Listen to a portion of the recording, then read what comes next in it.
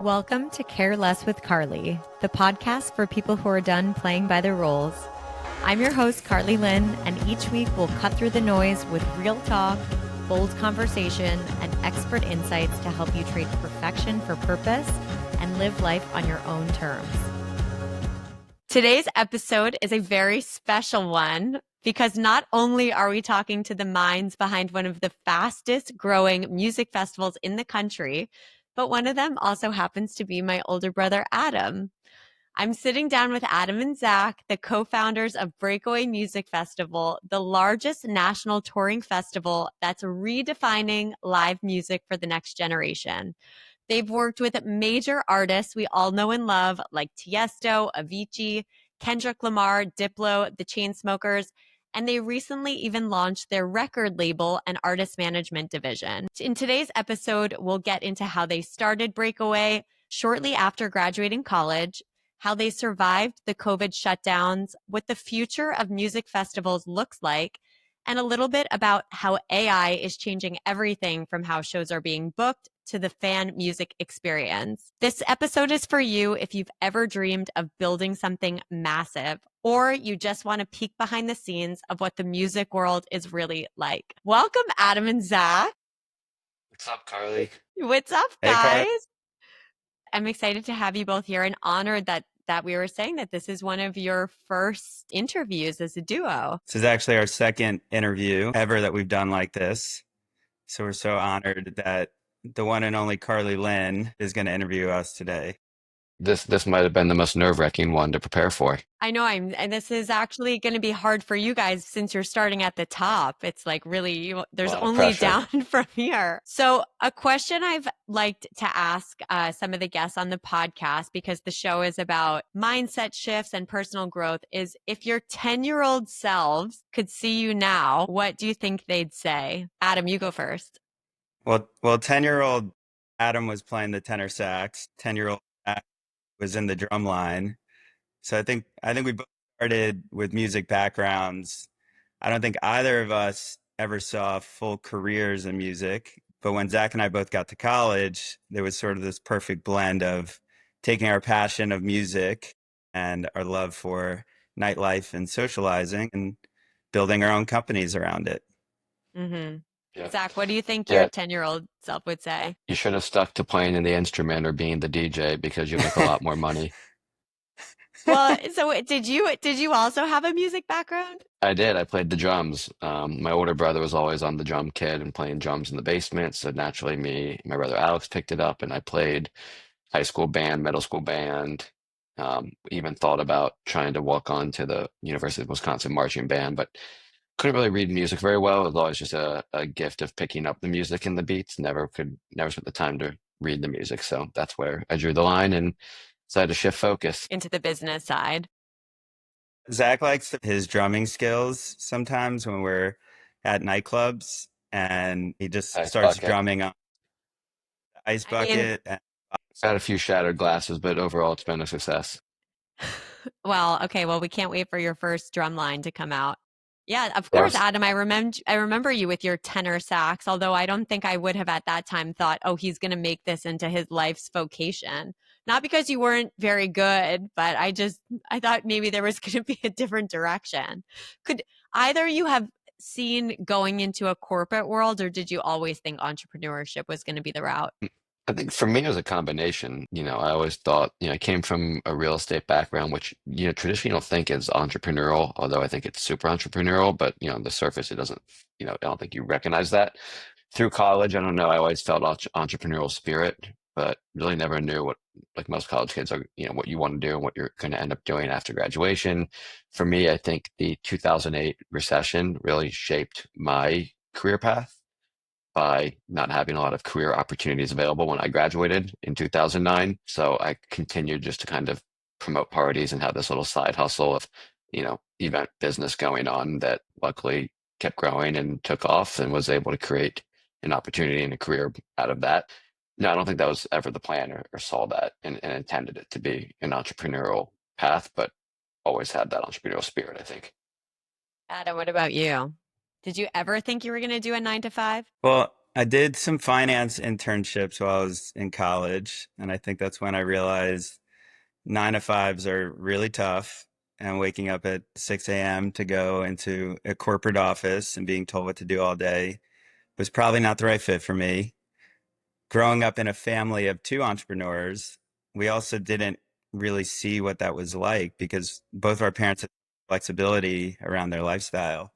So being an entrepreneur was sort of my destiny, I'd say, without really knowing the direct path I was going to take. I remember in college, I actually wrote a business plan for when I went to University of Michigan.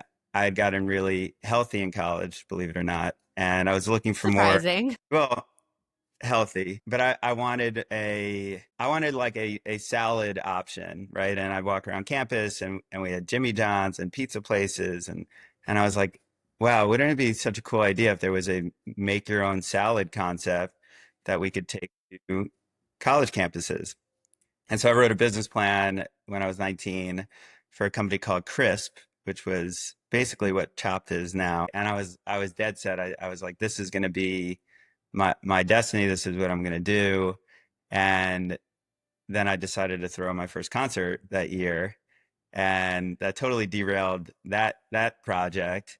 I had so much fun. We brought Nas to University of Michigan, and I put the Chris business plan on hold and pursued the concert business. And here we are all these years I don't later. think I knew you had a salvage because that's what my senior business plan was with Josh Holtzman. It was called, we were in Wisconsin in Madison, Wisconsin, and this time getting a salad was becoming the rave, right? Everyone's trying to eat healthier. Girls were looking for salads, guys were looking for salads.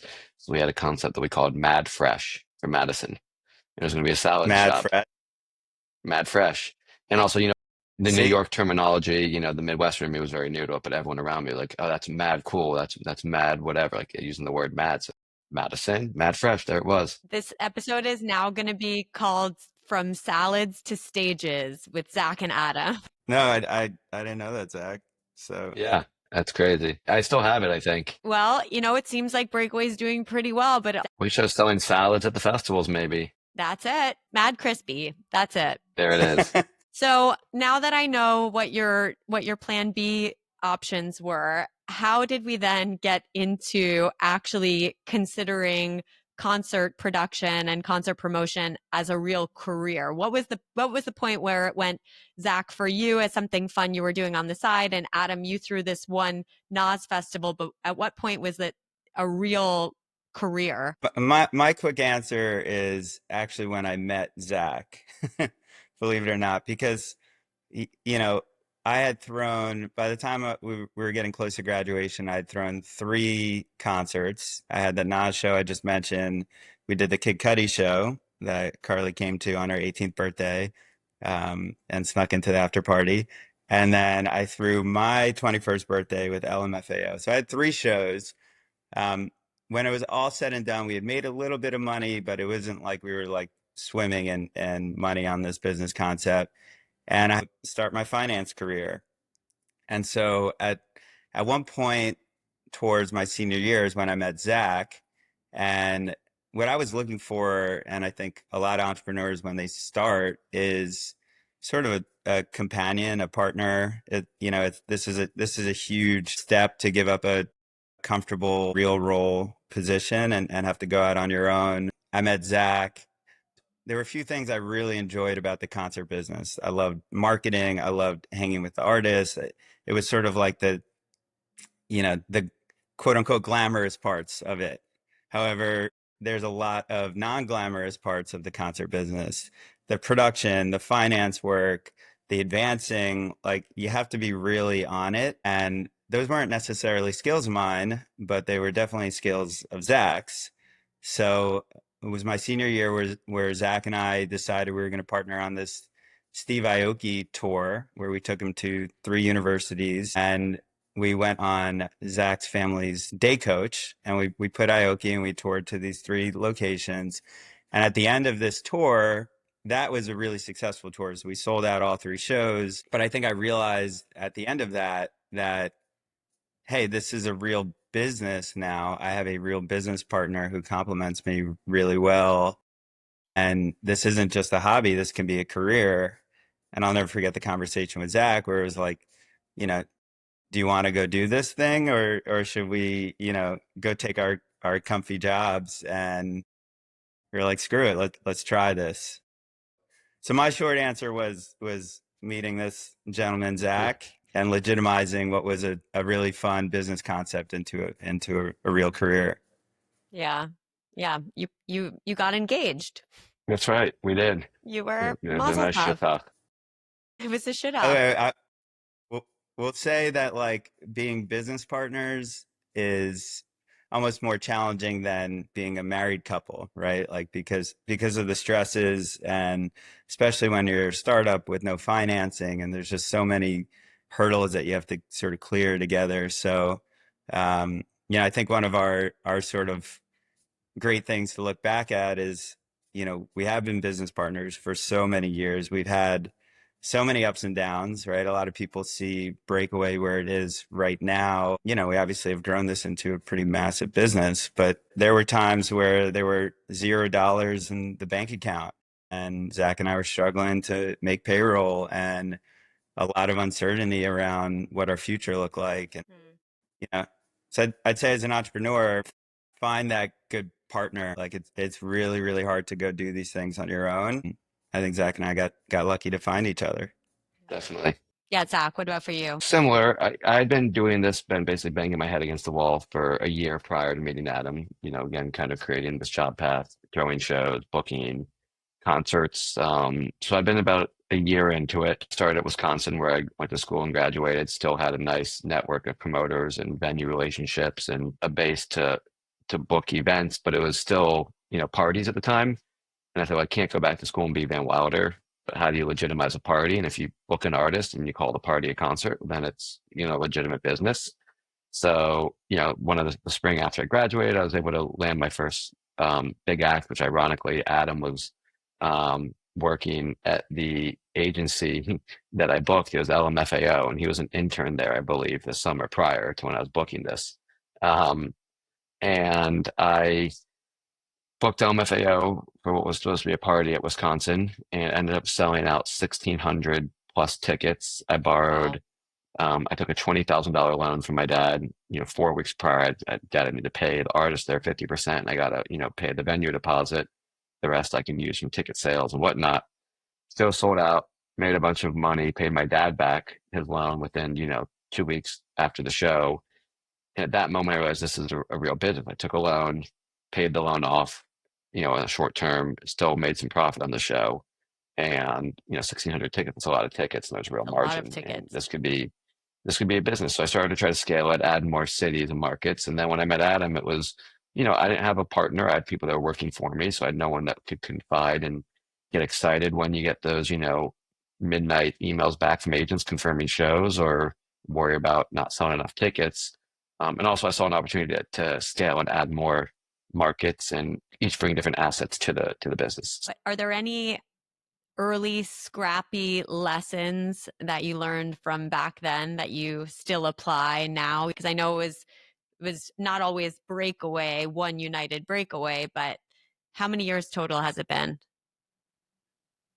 We officially formed the company, I think it was like January of 2011. And it was mainly at that time, we were just doing concerts, club events, concerts.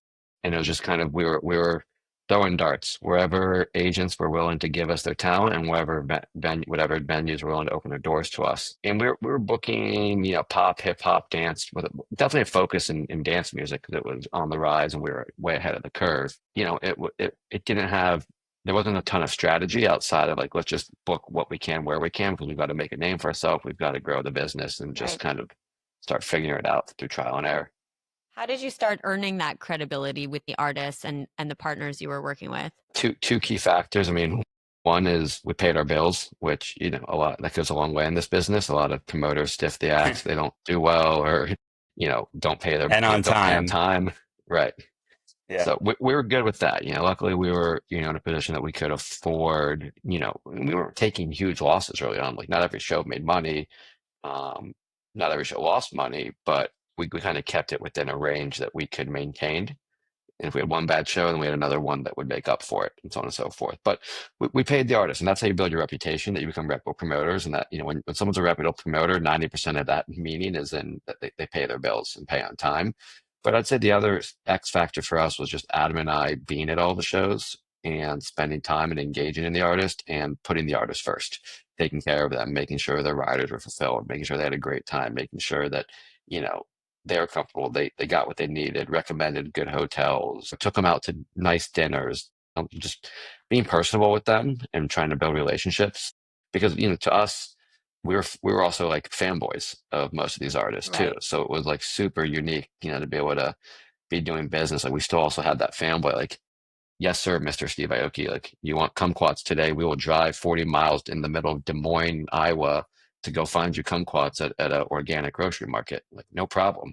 Stuff like that. So I think our passion for it, which still carries through today and is part of our company's DNA, made us reputable promoters and gave us the opportunities. Adam, what do you think are some behind the scenes decisions that make or break the artist or fan experience at a festival? Behind the scenes decisions that we make. So, I know Adam's favorite. yeah, what's that? How many bathrooms are in the VIP? That's a great point. My next question Yeah. is, what are some things that people would be really surprised to know about running a music festival? So that's a perfect answer. Yeah. So I mentioned earlier, Zach is very much finance and accounting driven, and I'm all about people having smiles, right? So you could know that there's just some tension there between some decision making. Zach's point, right? So, more bathrooms means people are happier and they're not waiting in lines. And, I'm all about people walking around with big smiles and enjoying our shows. However, it's worth noting those nice VIP trailers at festivals are very, very expensive, right? So it is this balancing act of great fan experience while also being financially prudent and trying to run a business that's profitable. And again, back to the entrepreneur journey, right? Like having two perspectives on differing opinions is a good thing, right? And balance each other really well there. So yes, I love sort of investing in experience and experiential. I think we were really early to the idea of the sort of Instagrammable moments. I'll never forget, A box frame. like, yeah, these step and repeats, and we were like, let's give people the opportunity to take photos at our events that they want to share with the world. And obviously, all these years later, that's at every single show and every single festival, but we were really early to that. I think an ongoing theme with Zach and I's story is just sort of being early to things, right? You asked about the credibility with artists and agents. We were really, really great marketers, right? So I'll never forget when Zach and I booked Dead Mouse on a Monday night in an arena, and we sold the show out in the middle of finals, and the agents were saying, how In Ypsilanti, Michigan, of all in places. Michigan with Marcy with Skrillex opening. It was because we had a marketing tactic that no one else really had, which was how do we get Facebook invites to every single Mm, kid on yeah. college campus? And this was the early days of Facebook, and so you could actually create an event and invite your friends. And so Zach and I would walk around campus and ask kids to log in on their account, and we do this for hours, and we build teams around this. But we were able to get the work. We had plugins. There's like hacks to like do invite alls. It's crazy. Yeah. We had it all figured out. Yeah, you would copy and paste this code into a browser, and it would select all your friends instead of having to individually select them. So I'll never forget, like I used to hang out in the library at University of Michigan, and I'd walk around with a stack of tickets, right? Like, hey, do you want to go to this concert? Cool, here's a ticket. I just need to log in on your Facebook for like 3 Remember minutes. at Ohio State, we'd go to the campus Starbucks and we'd offer to buy everyone their coffee if they would just come and log in and do an invite all. Wow. I didn't know this. Very Yeah, grassroots. we were very grassroots. I Yeah. mean, flyers, posters, but that was our secret sauce for a long time. That and our flyer vendor to get us our print flyers at a much reasonable cheap cost. Adam, you said being early has been a superpower. What are some of the other things that you felt like you guys were really early to? Yeah, so I'd say just one other thing on the marketing side. I remember sitting down with Zach saying, I think there's going to be a huge trend around influencer marketing. And because so Facebook, became less relevant and then it got to Instagram, right? And so Instagram didn't have an events feature. So you sort of lost that ability to invite people to events. And so we had to adapt with the time. And I remember saying, well, Zach, we could almost do something similar where we're offering attendance to people, but they have to invite their friends. And how can they do that? Well, they can start posting about these events on their accounts, and let's not focus on these big influencers. Let's go and target, which this term didn't really exist at the time, but the micro influencers. So let's go around these campuses. Let's get all these kids promoting and talking about the event. We'll The give cool them kids. all the cool kids. So we evolved from Facebook and then into the Instagram era, and now we're in the creator and content era. But again, trying to be early ahead of that. Another thing that I think Zach and I've always been good But at. I think our biggest one factor is just talent, being early to Yeah, talent. Mhm. being early to choose, and a lot of this is Zach and now the booking team around that, but finding that next big artist before they are headliners. And I think if you look back and you look at Breakaway posters from year one to where we are now, you'll see these names and they go from the bottom to the middle to the top. And so, booking Kendrick Lamar, for example, before Kendrick was this Chance massive the stadium, Rapper, John Summit was, just a 18, local. we had him in Columbus. Yeah. So John's from Chicago, and we were booking a festival in Ohio, so it was like a nearby market. And someone who worked for us at the time sent us one of his songs and said, there's a lot of buzz in Chicago around this guy, but it's not a national artist by any means. Ohio's nearby. Maybe we'll get some crossover. I think we paid John, $5,000, like a really small fee, and put him on our side stage. Uh, and then just a few years later, he's headlining the festival. Mm. And Yeah. What's fun about that, I think, for us is being a part of the journey of these artists. And we've been doing this for so long that we have seen this many times. And we're in a great industry that people do appreciate that. And Zach, I remember when John actually came back and was headlining the Columbus show and was saying, I'll never forget playing that stage on the side and you guys taking a chance on me. And to building real authentic relationships with talent, and that starts with not just booking them when they're superstars, because everyone Right. wants that. Yeah, I mean, going back to that question about building credibility with the artist, I mean, if you start working with them when they're at the bottom of your poster, the bottom of your flyer, and then you grow with them, they become like friends, really. You believed in them when they were small.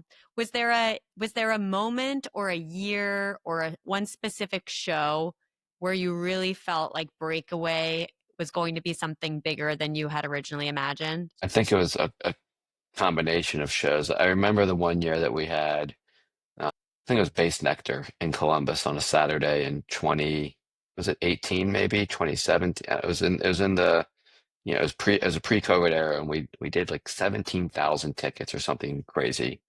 And at that point in time, I think it opened our eyes up to how much opportunity there was out there with just sheer volume of ticket sales. And then at the same time, we were looking to add new markets. And 2019, we had added Nashville, or it moved to a 2-day festival, and we had Columbus and Grand Rapids. So I think in 2019, we were up to 4 markets, which felt like a lot to us at the time with the team we had and still, operating very bootstrapped and startup. Although not every show was financially successful, I think at that moment, like we realized that we're able to go into, almost any market with our relationships, with our expertise, with our knowledge, and we can produce quality events and book quality talent and bring quality production to almost any market. And I think at that moment, for me, it's like there's kind of no end in sight. And now how many markets are we? We are in 12 this year in 2025. Congrats. Congrats. That's so Yeah. major. Yeah, I think when we first started, our goal was 4 cities, and that was like a huge goal. Producing a festival and the amount of time and effort to put on just one of these is so much work. So we were like, all right, can we get this to 4 markets? That'll be a really successful outcome for Breakaway. And so to sit here in 2025 and we're in 12 and we'll be adding more next year, pretty surreal from where we started. Amazing. Now, to that point of scaling, I want to talk about something that every live events producer hopes they never have to encounter, and that is a global pandemic. So, when live events were wiped out and many music festivals went under and never came back, what do you think you both did differently that helped you survive and now come back stronger? Well, Zach got really good at golf. No, just kidding. You got back to the drums? You To the could cut. drums.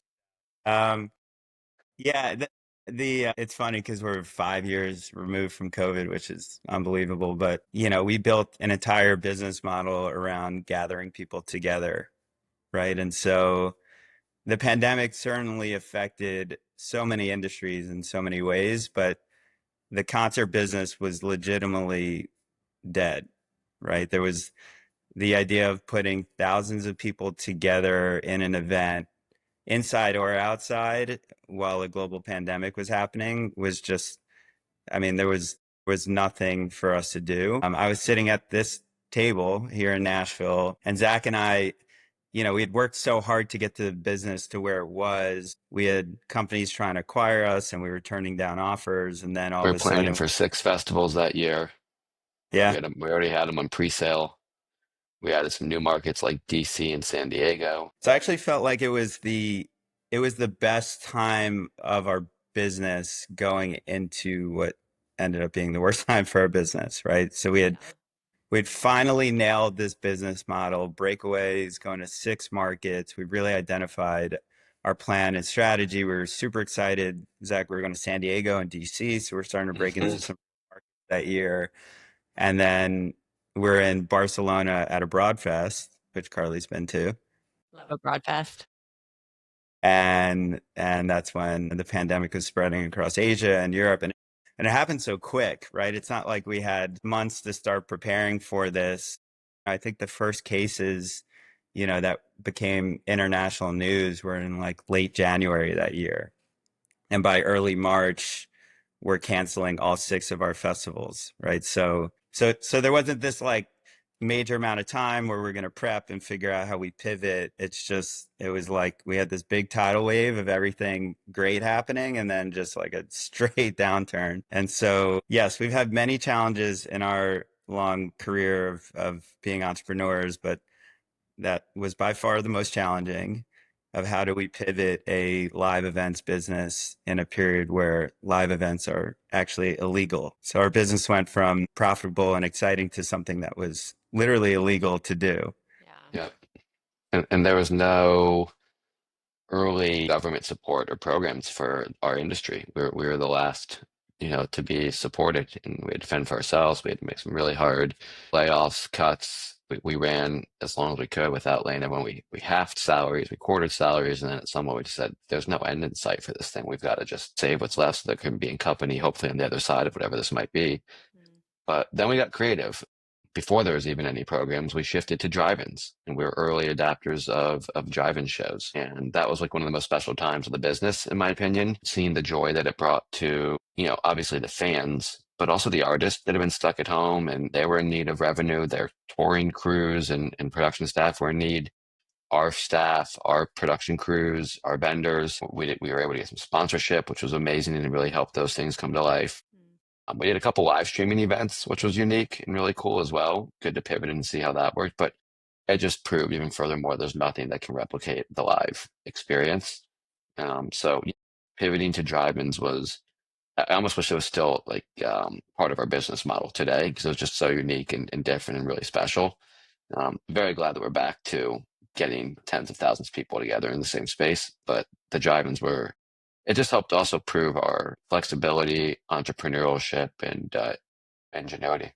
Yeah, of course. And going back to, again, like you said, just being early with so many festivals going under because they couldn't pivot quick enough. You guys were very scrappy and came up with new methods of getting people in front of artists, even if they were in their cars, which does have kind of a nostalgic element, but it's not really what the basis of your business is built on. So now that the pandemic is behind us and we've scaled to 12 markets, Gen Z has really emerged as the dominant music festival audience. How do you feel like their behavior is shaping the design and the feel of these evolving festivals? Oh man. I think pop culture alone just plays so much into almost every aspect of what we're doing and what the Gen Z and even the millennials still what their preferences are. I mean, you've got to be so quick on your toes to pivot, stay with the trends. Obviously, TikTok has been a major influence that I still can't get my head around and get on board with, but recognize its power. I still like to say, traditionally rooted music, but artists are breaking on TikTok, and you have to recognize and respect that. Mm-hmm. But I think the expectations have grown much and significant from the Gen Z audience and the fan that we really have to be producing quality events. We cannot, cut corners. Production has to be great. It can't be okay. The lineups have to be curated and can't be bland or repetitive. The operations have to be flawless. People can't be waiting in lines for bathrooms, bars, or even to get into the show. Um, when it rains, it's our fault now. It's, Yeah, no you one guys else's should fault. have planned Yeah, the should have weather should have better. planned better for the weather. So we're trying to plan for weather better. It's just I think there's a lot more pressure and attention on the event organizer and operator, and expectations are so much greater than what they have been, which is good. It keeps us, pushing the envelope and keeps us on our toes and keeps us looking for new ways to innovate. But it also comes with a price tag and, a sense of can't people just enjoy the experience of seeing their favorite artist with their group of friends in their backyard without the extra frills and bells and whistles that, I think Adam and I grew up in this industry, starting where we grew up in this industry at. Unfortunately, that's not the case anymore, and we have to adapt to that. Yeah, that's a really interesting perspective. I mean, I'm curious how you would describe the average music festival goer today versus a couple years ago, but I feel like you just gave a lot of good insight. Adam, do you have anything to add to that? Like something people wouldn't expect about music fans today? Yeah, well, I think it's important to note the positive of it right now is that there's this sort of blending of millennial and Gen Z audiences that millennials really grew up around electronic music, right? So in the days of Avicii and Alesso and Zed and Tiësto and call it like the early 2010s to now this new wave of artists, the John Summits, Don Dallas, Disco Lines, It's Murph, etc. And there's this really fun convergence of two generations, although they're not that far apart in age, that we're seeing at Breakaway, right? So we have a really young audience on one perspective of college students to young professionals, all the way up to people in their you know late 30s and early 40s that are loving these events. And so I actually think it's really cool to see these different generations showing up at the same shows. I'd say the Gen Z and almost, I guess now, Gen Alpha generation, they're driven a lot more by wanting, like, the FOMO factor is a real thing for that generation, right? Like the fact that there's a festival coming to Columbus or Charlotte or Tampa, whatever the market is, people don't want to miss that experience, right? So we capture all these sales of people that just they don't want to be the one left out. Addition to that, though, live music consumptions, it's got to be at its all-time peak right now, and that Mm-hmm. includes festivals. So people are wanting to consume music and consume entertainment and experience through music festivals more and more every day. Where I also think when we were growing up, going to a music festival was very few and far between, or very European only. So now it's become way more part of the American culture and way. High school kids are growing up talking about going to Bonnaroo and, Right. festivals, big time Right. festivals, which when I was in high school, I couldn't even tell you honestly what festivals were popular that kids might be going to in high school. They weren't like you go to maybe some amphitheater shows, but not Right. full-blown Right. festivals. Right. Yeah. If someone's listening and they've never been to a breakaway, which of course they should make that a priority for this festival season, how would you describe the feeling of being at a breakaway festival compared to one of, another festival? What makes it different? Well, our whole model is we want to bring these amazing festival experiences to people's backyards, right? Because what Zach was mentioning, Lollapalooza, Coachella, Bonnaroo, these are all amazing experiences, right? They've built that over decades, right? Bonnaroo and Lolla and Coachella are like over 20 years old, the EDC, et cetera.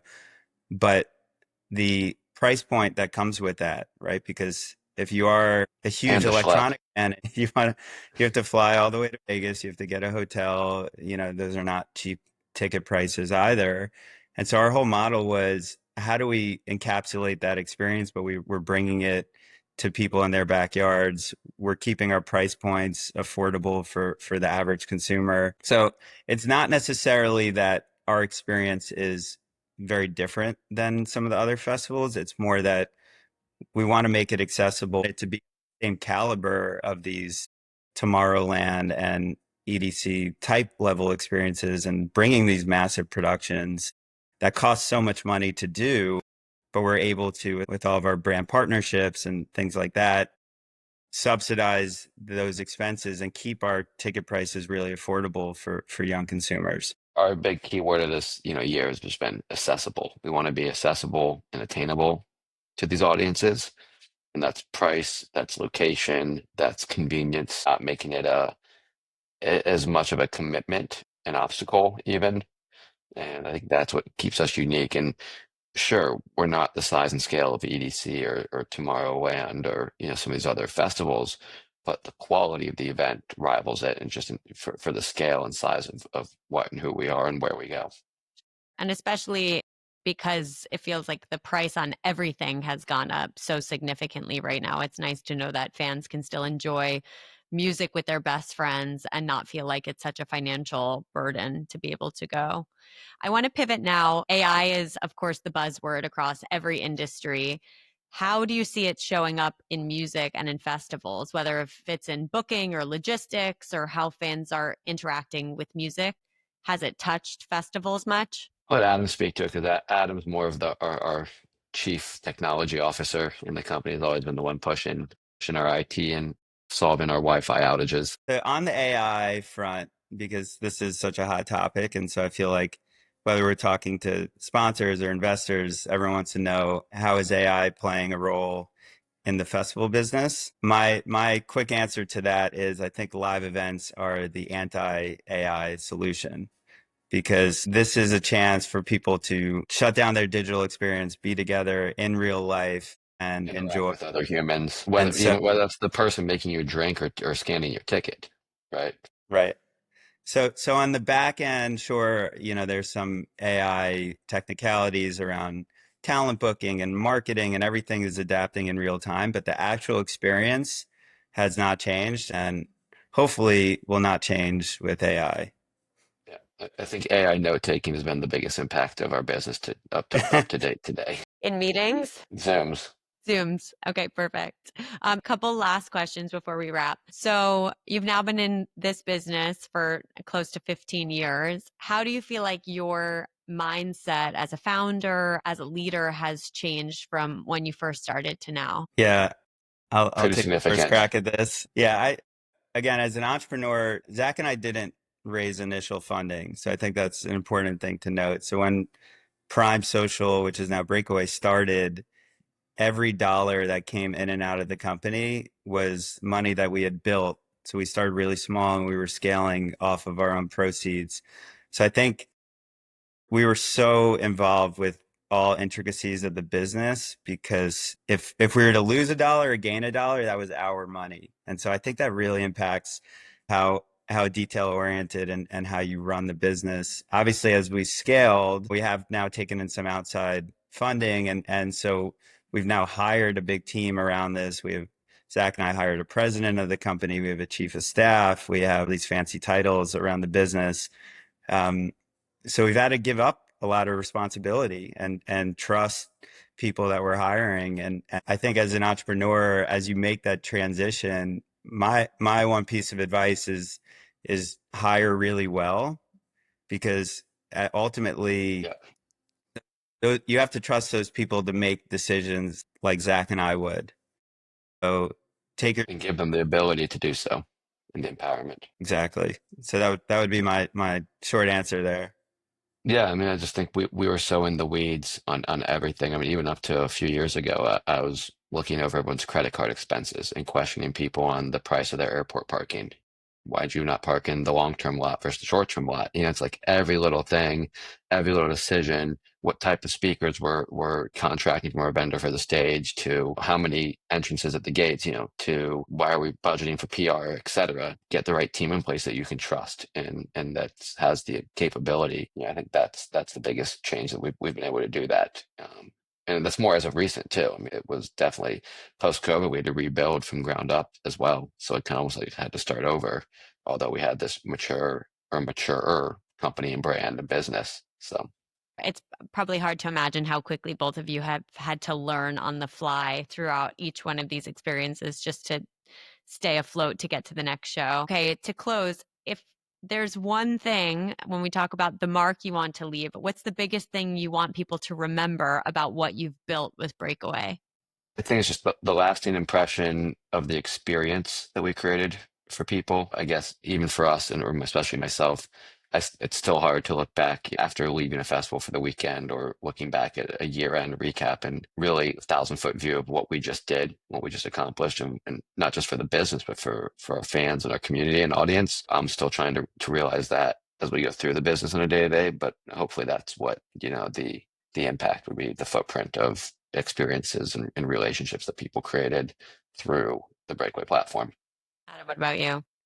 No, it's the same answer. I mean, we create life-changing experiences for our fans. And, Zach, I don't know if you remember the first engagement that happened at a Breakaway festival that was in Charlotte in 2018. I'd love to get a count of how many we're up to now. I would guess it's north of 10. Very close to a dozen. Yeah. We're going to build a chapel on site. Yeah, I think as we've scaled and grown, you get a little desensitized to the fact that we are building these amazing experiences all over the country for all these fans that really look forward to what we're doing every year, right? Now we're starting to, at the end of Breakaway, we're putting on tickets on sale for next year. And to see how many people are buying early because they had such a good weekend and they can't wait for Breakaway the following year. So I think it's really cool. I think Zach and I are very proud of what we've built, and we're both very energized. Although we've been doing this for a long time, I feel like our runway is really long. We want to keep doing this. We want to keep scaling. I think a lot of entrepreneurs get burnt out, and I think Zach and I are so blessed that we chose, or this industry chose us. And so we just love what we're doing. Like when I'm not attending one of Breakaway festivals, I'm at other festivals and going to concerts and looking to sign new artists. And so we're just really lucky and happy, and the journey's just starting. So proud of you guys. I know, Adam, whenever I ask you what your favorite festival is, you always say, well, they're kind of all my favorite. Or you'll give me one and say, this one's my favorite. But I said, but you just said the last one was your favorite. So it's obviously very clear that you both really love what you're doing. You're doing it because you really care about it and you're inspired by it. So thank you both for sharing all of your wisdom. Thank you for sharing the story of Breakaway. Can't wait to see what's going to happen in the next 15 years. And I'm very proud of both of you. We'll see you on the next episode of Care Less with Carly, everyone. Thanks, Carly. Thanks for tuning in to Care Less with Carly.